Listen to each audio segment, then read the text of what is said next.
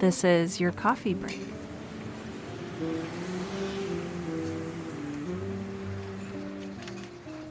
Hey friends, I am back again this week and I have an awesome new writer to share with you. I don't know if that's my part to share writers with you, but to have a conversation with. This is off to a terrible start. Anyway. It makes it sound like your show's a lending library and your guests are, you're like, go to the card catalog and check out Kevin Johns. I love this. Oh yeah. So our guest today is Kevin Johns, as you may have assumed from that intro, and we're going to be talking about writing. And Kevin has a book that is coming out, which I'm kind of excited about. So Kevin, can you tell us a little bit about yourself and then a little bit about your book? Yeah, absolutely. So my writing journey, I guess, kind of began like you. I studied English literature in university. So I did a master's in English and finished it and started working on my novel, right? Like, what do you do when you graduate? You start working on the book. And after many, many years of struggle and heartache and ups and downs and this and that, that's a whole other story. The book finally came out. That was my first novel, The Page Turners. And the book came out and all of my friends and family bought it. And I made all these sales. And then my sales dropped dead because everyone I knew had bought it. And it turns out books don't just magically sell themselves. So that then became this journey of like, oh my God, I just spent like 6 years in university reading Shakespeare. I don't know how to like sell something. I don't know business. So it really quickly led into this journey of entrepreneurism and business that I've kind of been studying for the last few years now and trying to implement. But the funny thing is, really early on into that education, I was like, you know what? I think books are a terrible business. Like, I pour my heart and soul into this thing for 8 years, and then I sell it at like a $2 profit. I was like, this is a terrible business. So I thought, okay, is there something else I can sell that can then create some money that can support my writing? And I really don't know much about the world. I'm like baffled by the world, but I do know how to write. And so I was like, well, why don't I teach a course on writing? And so I created an online course called the Novel Writer's Blueprint, where I shared everything I knew about writing. And, I taught a lot in grad school and I had a lot of experience with public speaking and teaching and stuff. So it was right up my alley. But as it turns out, selling online courses is its own thing. It's just as hard as selling books. And so eventually I ended up working with the business coach who said, well, you know what you should do? You should sell the course, but also offer a really high-end coaching package with it. No one will ever buy the coaching package, but it'll make the course look cheaper. I was like, cool, let's do it. And then people started buying the coaching.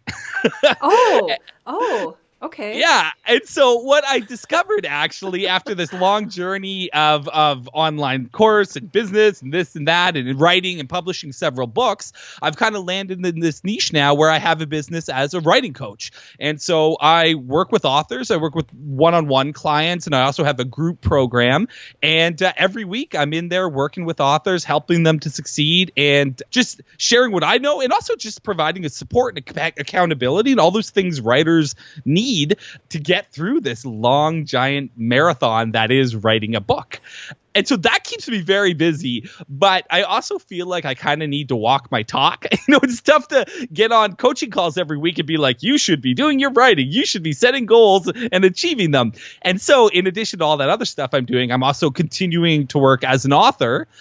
So I have my new novel coming out at the end of the month. Yeah, so I'm really excited about that. It's a new adult, young adult thriller called M School about a girl who is recruited into a secret training program for teenage assassins. And this happens after her best friend is murdered. And so she goes there hoping to develop the skills to avenge her friend. But the longer she spends at M School, the more she kind of realizes this might not be a healthy environment, and that killer teenagers set loose in the world might not be the best thing in the world. So yeah, that's the book. And I'm really stoked to share it with people and get it out there. And also kind of hopefully serve as a bit of an example for my clients. Because as someone like you who works with writers and talks to writers, they're so overcome with self-doubt and with second-guessing and with perfectionism. And so I kind of see my own books as an opportunity to say, like, hey, guys, I don't think this is the best book ever. I think it's a great book, and that's good enough. And I'm going to put it out there, and I'm going to share it with the world, and hopefully show them that, you know, writing a book and publishing a book is a really, really big deal on one hand. But on the other hand, it's not that big a deal. You know, it's a lot of work and it's a lot of effort, but it's not going to change my life. I'm not going to move into a mansion. People aren't going to start asking for my autograph on the street. And so yeah, I mean, I'm happy to get the book out to readers and start the discussion around the issues existing in that book, but also happy to kind of use it as an example to my clients of like, hey guys, I'm not just up here talking about how to write. I'm doing it. I'm putting my stuff out there and taking a risk like we all risk when we put something into the world. Oh my gosh, yes.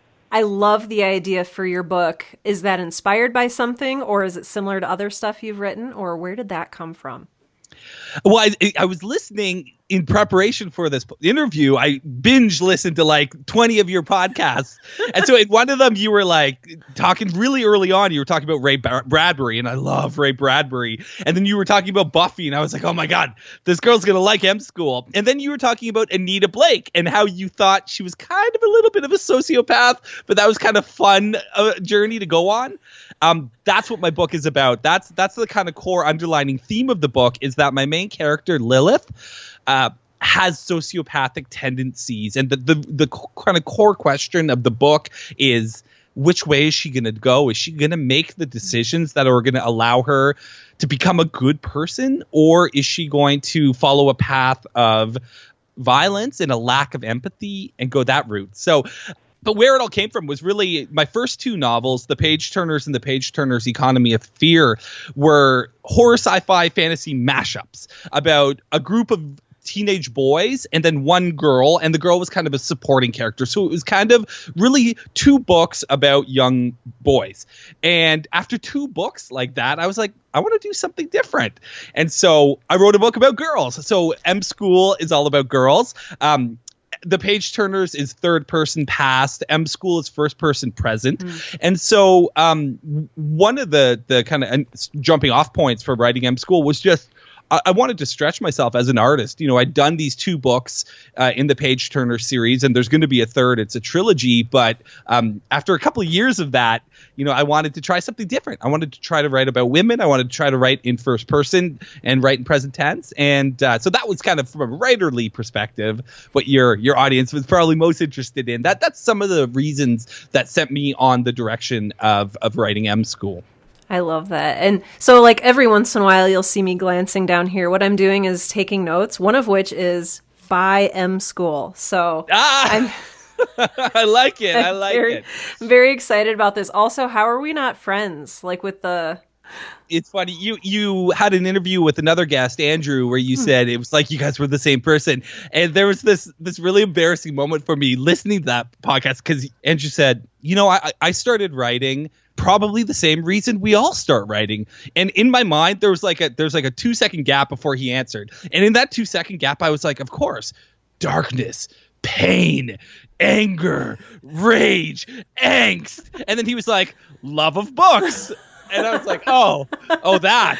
Right, that. I immediately went to the dark place. But no, so anyway, yeah, I feel like you and I are existing definitely in the same world of you know, a literary background, a love of genre fiction, and also existing in the online business space and kind of understanding the ins and outs of being a modern entrepreneur.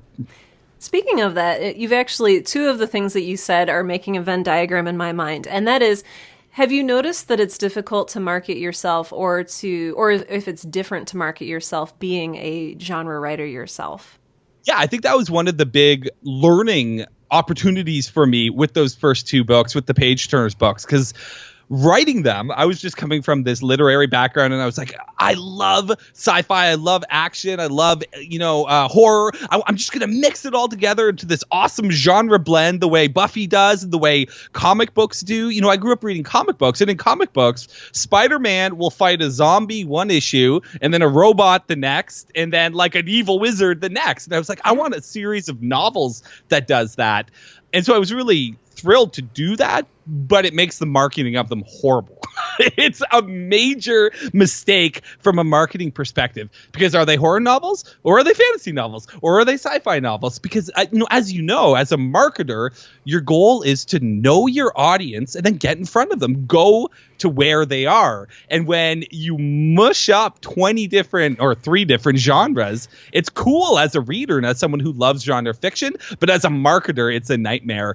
And so that was another kind of lesson that I took to M School, where I was like, this is a thriller. This is a straight up thriller. I'm going to pitch it to lovers of thrillers. The cover, it has a bunch of blood on the cover. And so I'm very clearly saying this book has violence in it. If you don't like violence, don't read this book. And so that was definitely a lesson learned, is that it's really, really tough to market books to begin with. And you're not doing yourself any favors by not really zeroing in on a specific audience.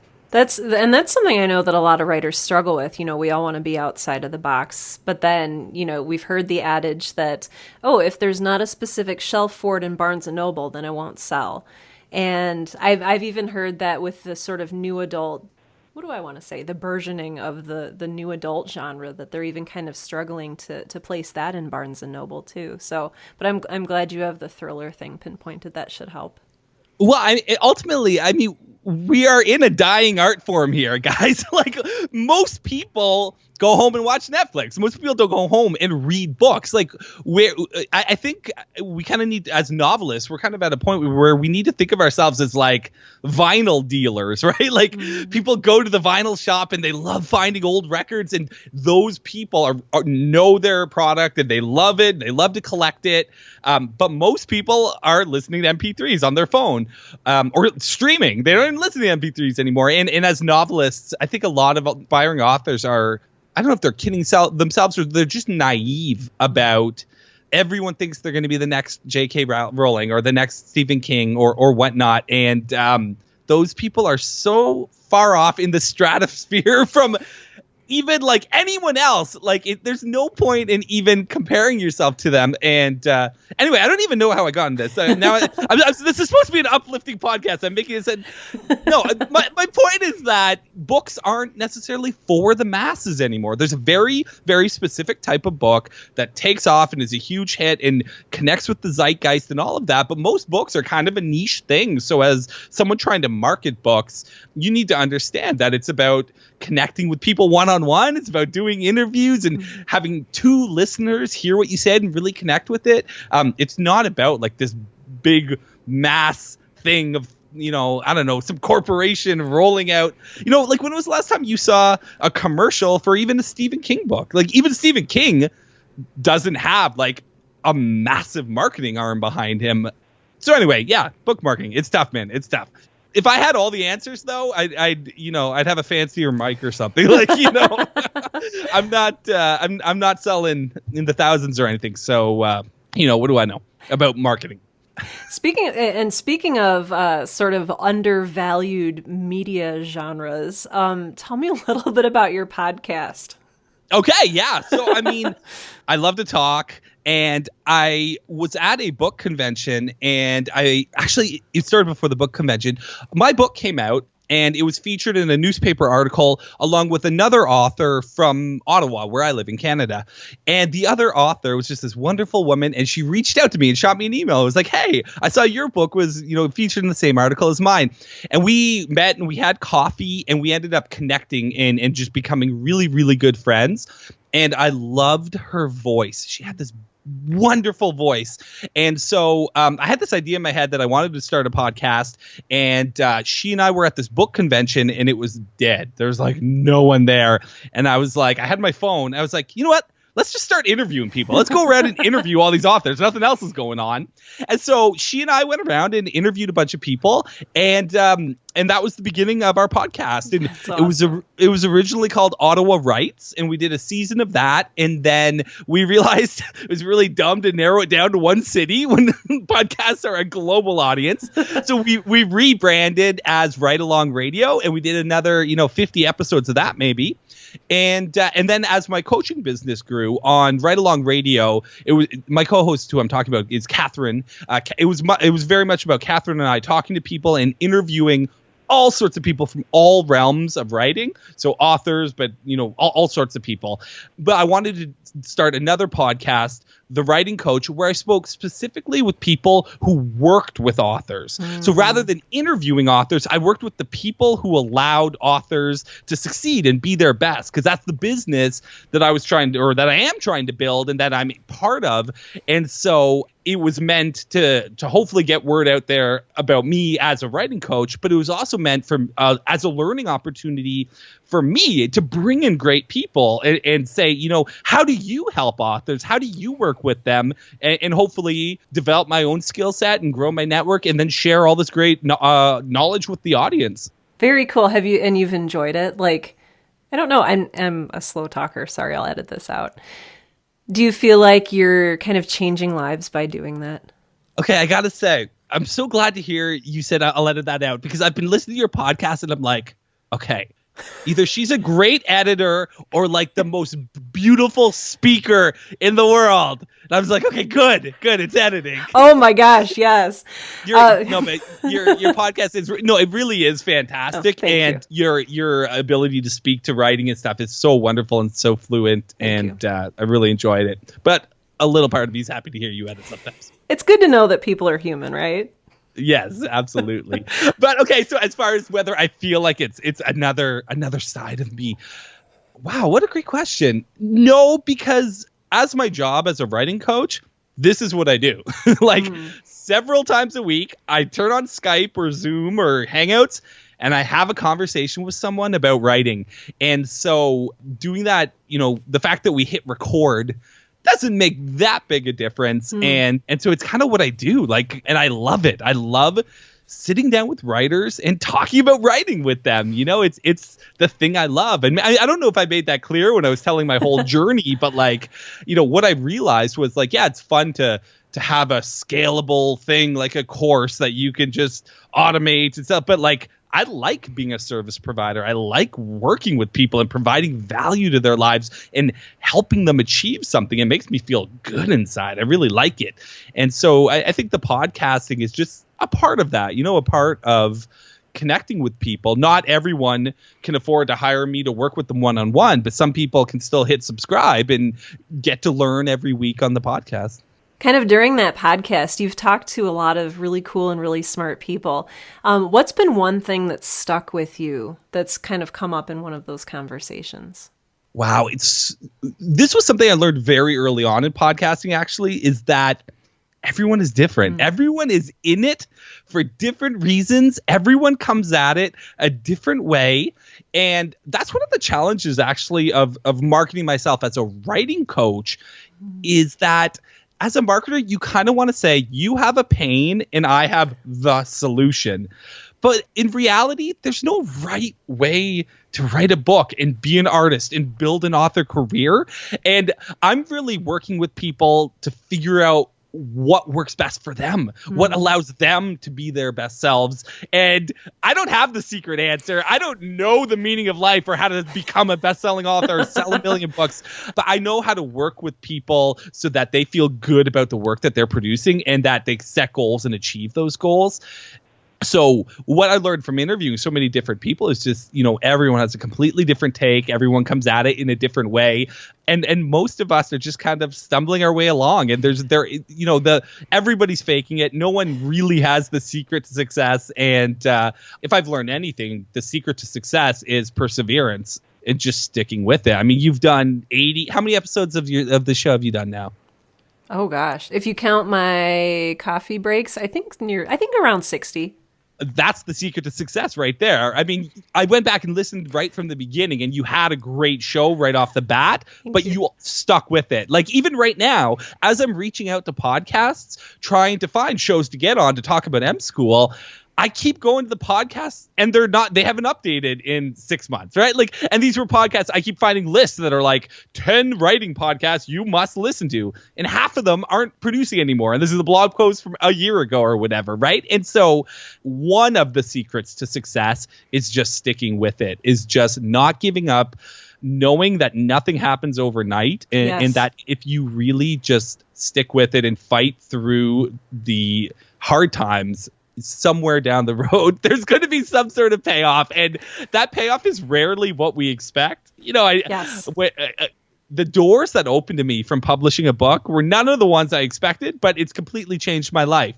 In the whatever, it's been 5 years since my first book, I've met people, I've gone places, I've had experiences that I never would have had if I hadn't had the guts to publish a book and get it out there into the world. And so I think we dream about the movie they make of our book and, some sort of wealth or being able to at least quit our day jobs and all of that. But in reality, the things that make doing something worthwhile are often completely unexpected, and you never know what it's going to be, but if you hang with it, something good will come of it. I promise all of the people listening here, whether you're trying to write a novel or trying to create a podcast or trying to do whatever it is you want to do, just don't give up. Stick with it. Keep learning, keep growing, and you're going to find success of some kind, and it's probably not going to be what you expected, but it's going to be wonderful.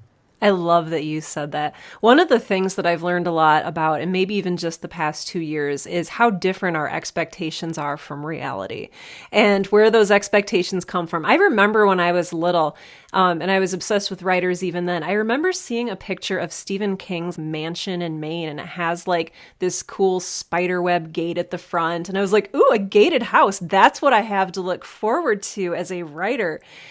And realizing later on that it's what actually happens is A, very different, but also B, refreshing and wonderful. And I had the same thing, to be honest, I had the same thing with my podcast. I was like, oh man, I'm going to have this awesome podcast. And then soon I'm going to be on like Jimmy Fallon as this like awesome podcaster, and it's going to be great. But just like you said with the writing, that's not what's happened at all. And instead I've made some amazing friendships, and I've connected with people in a way that I never thought possible. So I'm going to stop rambling, but I love that so much. There's just so much work that we go in. You see people like J.K. Rowling, who to us seem like overnight successes because their book comes out like that, but we don't see the years of struggling that go into it. So thank you for saying that. Absolutely.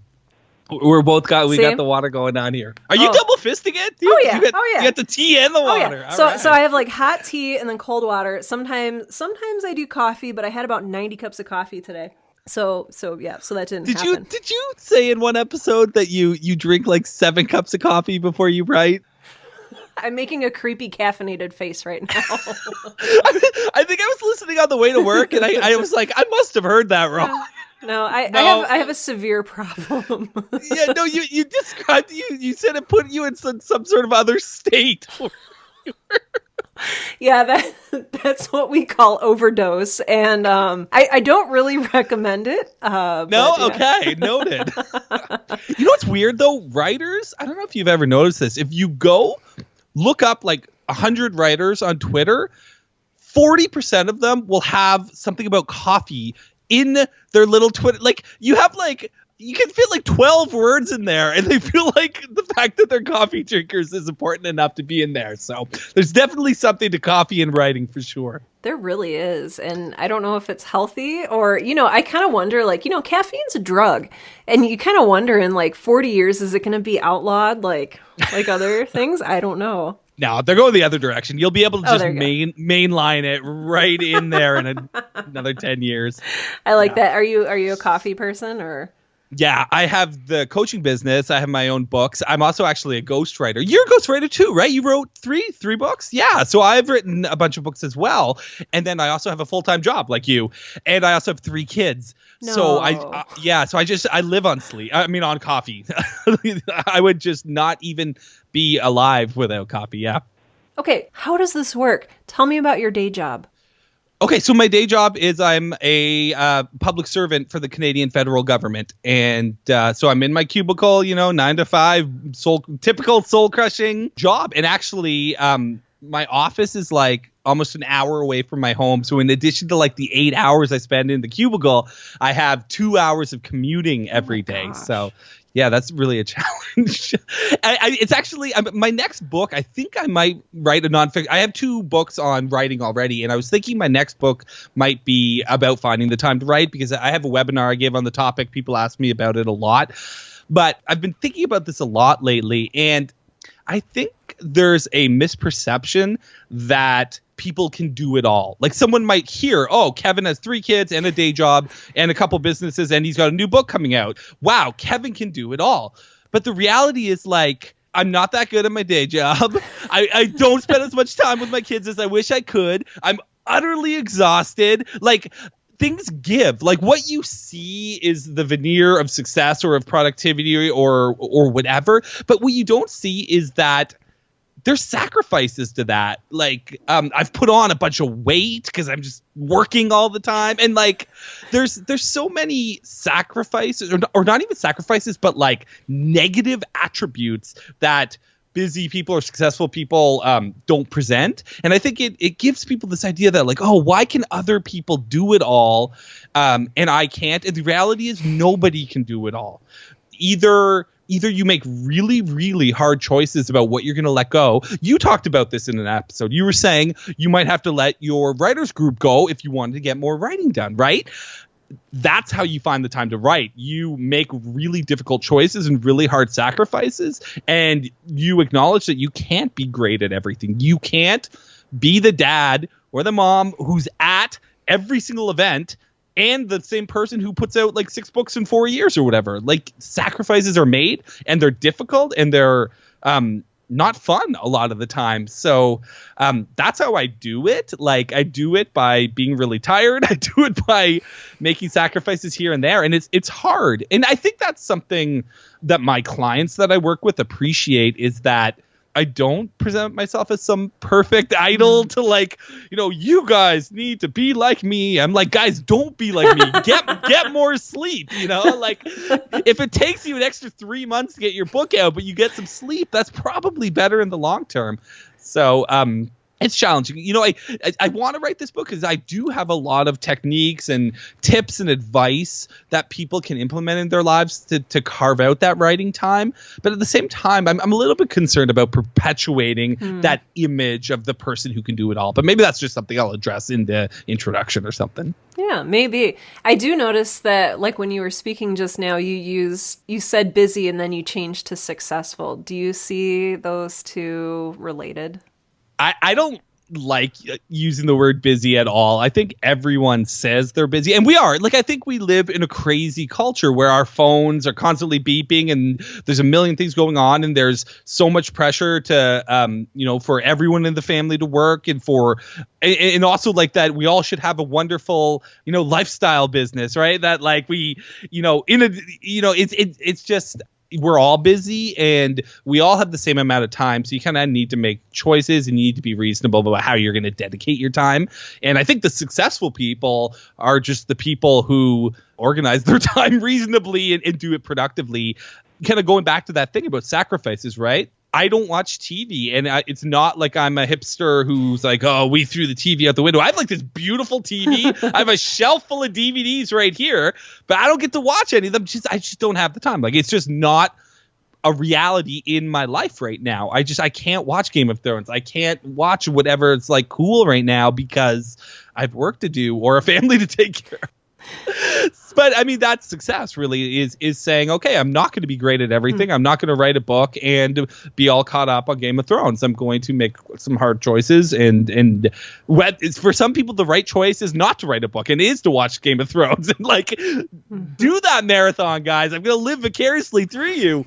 But for people who want to be, who set goals and want to chase them, they make hard choices. And I know you've talked about that on your podcast, right? That you're somebody who's, when you say you're going to do something, you do it, right? And that doesn't come easy, and that doesn't come along with 1,000 other things, right? Normally, you got to be focused.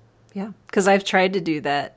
I've tried to do everything and be good at everything, and it's just not possible. So I appreciate you saying that so much.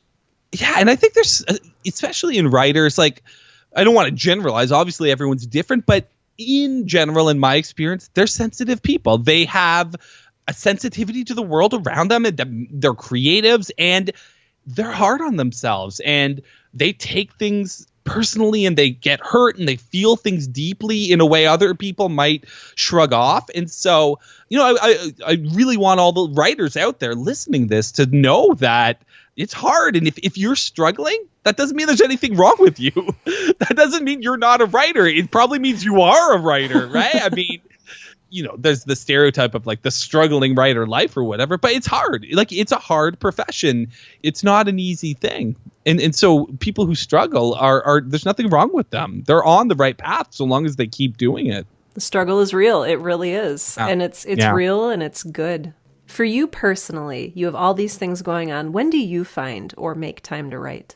I really, really recommend to my clients that they do something called non-negotiable writing time, which is they pick a time in their schedule and they stick to it. They tell their family, they tell their friends, even if it's one night a week for 1 hour, on that one night a week for 1 hour, they're writing. I think that's the ideal, that you have a schedule and that you stick to it. Unfortunately, with 3 kids and multiple jobs and client calls and podcasting and everything, that's just not a reality for me. And so I write whenever and wherever I can. So I do a lot of talking into my phone while driving, and then transcribing that later.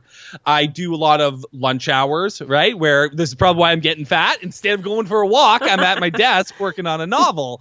And I work weekends and I work evenings. I mean, just like everyone else, there's no secret. There's no like, oh, you guys don't know, but like hour 13 on Thursday nights, like that's where I do all my writing. No, I mean, you write when you can. And another thing I recommend is that people get up early before the rest of the world is awake, before all those emails are coming in, there's fires that need to be put out. Get up early and do your writing. Yes. But my kids are up at 6 and I'm not a morning person. So I'd have to get up at 5 and it's not going to happen. So I write when and where I can, and it works. I've put out a ton of books. And I think you talked about at one point having like 100-word a day goal, right? And that works. A year and a half later, you have a novel. Like it doesn't have to be whatever, like 4 hours every afternoon, right? If you do a little bit of work every day over a prolonged period of time, you're going to have a book. So that's how I go about it. Little bits here, little bits there, whenever and wherever I can. I feel like you're the type of writer who is compelled to write. Oh, there's so much going on in here. It's just, I'm trying to work through it all. So many.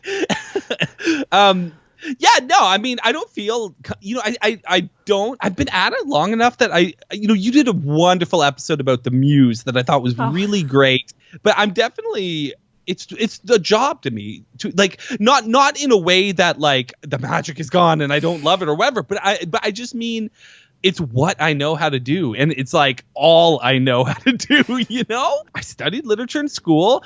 Like this entire bookshelf next to me is just like book after book after book about writing. These are all just writing craft books. Love it. So it's what I know how to do. And so I do it. And so I don't know if I'm compelled. I certainly don't feel like the muse is breathing into me.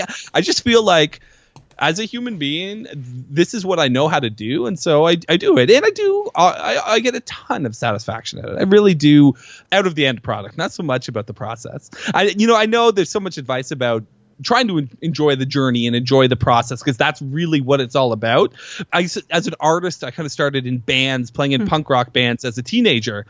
And the other guys were like, let's get together and have fun. I was like, no, this is practice. We're going to work our asses off. We have fun at the gigs.